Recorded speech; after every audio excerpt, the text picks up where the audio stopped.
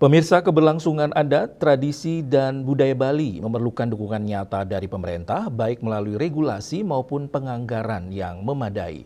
Peran serta pemerintah sangat penting untuk memastikan masyarakat adat tetap mampu mempertahankan warisan budaya Bali di tengah perkembangan zaman.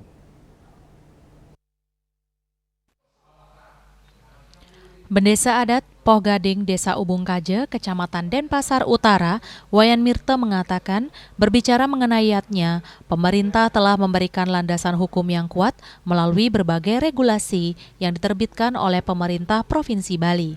Payung hukum tersebut dinilai menjadi dasar penting agar masyarakat adat dapat terus eksis menjaga adat, tradisi, dan budaya Bali yang selama ini menjadi salah satu kekuatan utama pariwisata Pulau Dewata. Adat, tradisi, dan budaya Bali harus terus terjaga agar dapat berkelanjutan. Di sisi lain, semua itu membutuhkan biaya yang tidak sedikit, terutama untuk memelihara tradisi melalui berbagai pelaksanaan adatnya yang dilakukan oleh pribadi, keluarga, banjar, desa adat, maupun umat Hindu di Bali secara umum.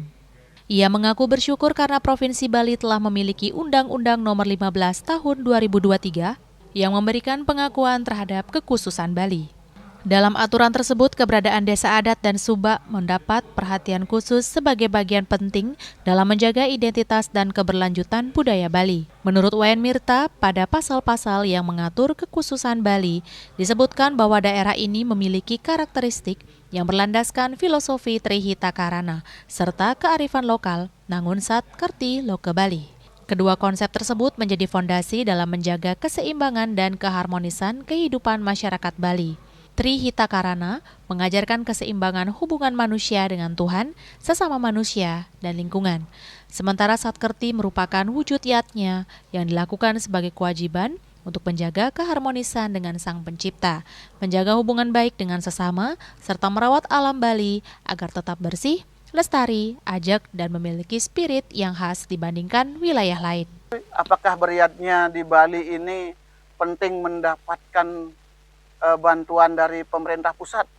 Nah, kalau saya lihat dari undang-undangnya pasal 6 kalau tidak salah itu bahwa desa adat bisa mendapatkan dana dari pemerintah.